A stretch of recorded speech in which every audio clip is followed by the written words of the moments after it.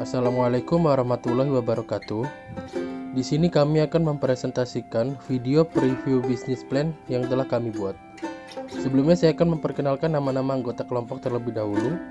Yang pertama ada Kurniawan Nur Rahman, kemudian Safira Nada Sabila, Nabila Aura Syahrani, Ferdian Valevi Minggara, saya sendiri, dan Fatma Dewi Piranti.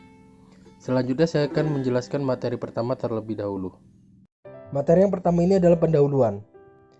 Yang pertama, latar belakang.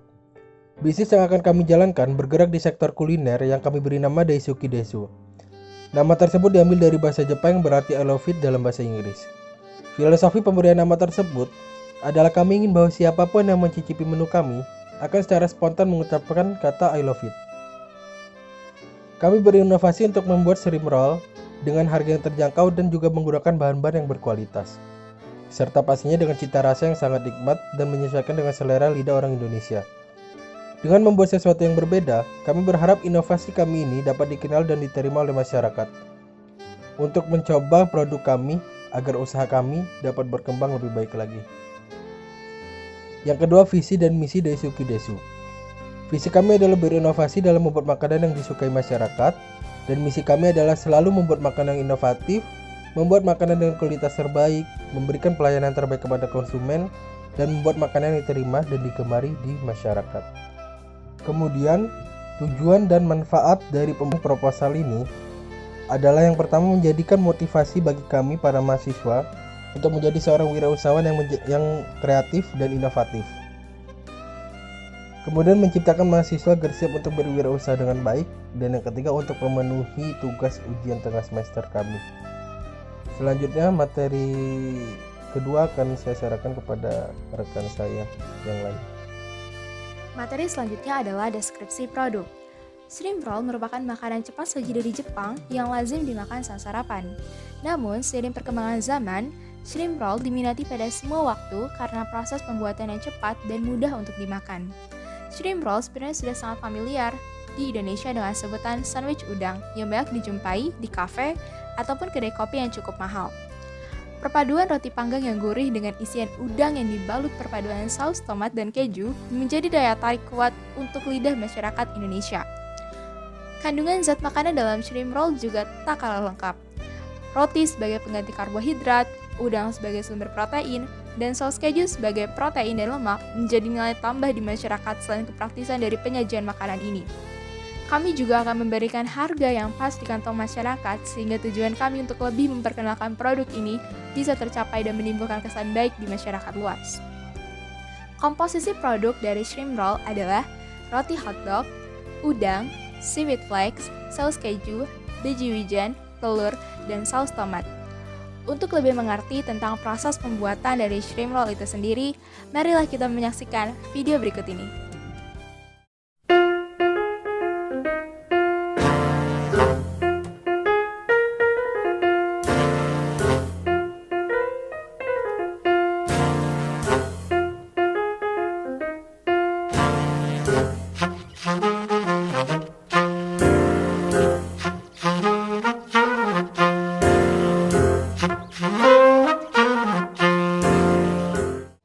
Bagaimana?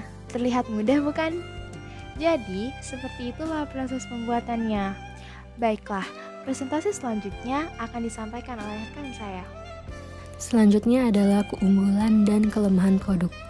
Produk ini memiliki beberapa keunggulan, yaitu mengandung udang yang sebagai penyeimbang hormon dan mencegah penyakit jantung dan kanker. Lalu ada mengandung omega 6 yang penting untuk pertumbuhan otak, mengandung omega 9 yang penting untuk mengurangi kadar lemak jahat dalam darah, mengandung asam amino untuk menjaga keseimbangan metabolisme tubuh dan sebagai antioksidan, mengandung banyak protein, mengandung vitamin C dan vitamin K, dan menggunakan bahan-bahan yang berkualitas. Lalu selain keunggulan, produk ini juga memiliki beberapa kelemahan, yaitu mengandung kolesterol jahat, mengandung tepung, udang, telur, dan keju sehingga tidak dapat dikonsumsi bagi penderita alergi tersebut, dan menggunakan bahan-bahan berkualitas sehingga harga produk cenderung agak mahal. Pemasaran produk. Pada pemasaran produk, terdapat analisis pasar, strategi pasar, dan analisis SWOT. Pada analisis pasar, terdapat gambaran umum pasar dan sasaran, kemudian target pasar, pesaing, sasaran pembeli, dan STP, atau segmentation, targeting, dan position. Pada segmentasi pasar, kami menggunakan segmentasi demografis untuk mengelompokkan konsumen berdasarkan umum seperti usia, gender, pendidikan, pendapatan, dan sebagainya. Kemudian, pada strategi pemasaran, kami menggunakan promosi dan pengembangan produk. Pada promosi yang kami lakukan, yaitu dengan mengunggah produk kami secara berkelanjutan, baik di media sosial maupun marketplace lainnya. Kemudian ada analisis SWOT, atau strength, weakness, opportunities, dan threats. Pada analisis kekuatan atau strength, produk kami memiliki kelebihan, yaitu tampilan yang unik dan menarik, sehingga dapat menggugah selera para konsumen untuk mencoba shrimp roll ini. Kemudian shrimp roll ini kami hadirkan dalam varian saus yang menyesuaikan dengan lidah orang Indonesia, dengan bahan yang bergizi seperti udang yang kaya akan protein dan vitamin lainnya, sehingga dapat memenuhi asupan harian para konsumen. Kemudian, pada kelemahan atau weakness, bisnis kami ini baru terdapat satu jenis menu saja, sedangkan dari kebanyakan menu makanan yang ada, jika selera konsumen terus berubah, bukan tidak mungkin produk ini akan ditinggalkan dan beralih ke produk lain yang lebih inovatif. Kemudian ada peluang atau opportunities, berisikan selera dan juga persaingan. Kemudian ada ancaman atau threats, yaitu banyaknya pelaku usaha serupa dan juga memiliki inovasi dan varian yang dapat menarik minat konsumen. Selanjutnya adalah pendanaan. Di sini kami melakukan beberapa perhitungan. Yang pertama, perhitungan HPP atau harga pokok produksi, lalu perhitungan RC ratio. Kemudian, ini adalah perhitungan kami terhadap segala aspek kebutuhan yang sekiranya nanti digunakan dalam menjalankan usaha ini. Ada peralatan, bahan baku produksi, serta biaya operasional. Untuk total biaya peralatannya, dibutuhkan sekitar Rp775.000 per tahun, lalu untuk biaya produksi Rp213 juta per tahun, lalu untuk biaya operasionalnya Rp1.960.000 per tahun, kemudian untuk biaya penyusutannya dibutuhkan sekitar Rp232.500 per tahun. Kemudian, ini adalah hasil perhitungan kami terhadap harga pokok produksi serta analisis RC ratio-nya. Untuk menentukan harga pokok produksi, kita perlu menemukan dahulu seberapa besar biaya tetapnya. Biaya tetap ini dihasilkan dari biaya penyusutan ditambah dengan biaya operasional, yang mana biaya tetap yang dihasilkan sejumlah Rp2.192.500 per tahun. Dari hasil tersebut dapat ditemukan HPP-nya, yang mana biaya tetap ditambah dengan biaya bahan baku produksi dibagi dengan jumlah produksi. Maka HPP yang dihasilkan yaitu Rp17.900. Rencananya, kami akan mengambil profit 20% dari setiap produk yang terjual. 20% dari 17.900 sendiri adalah 3.580.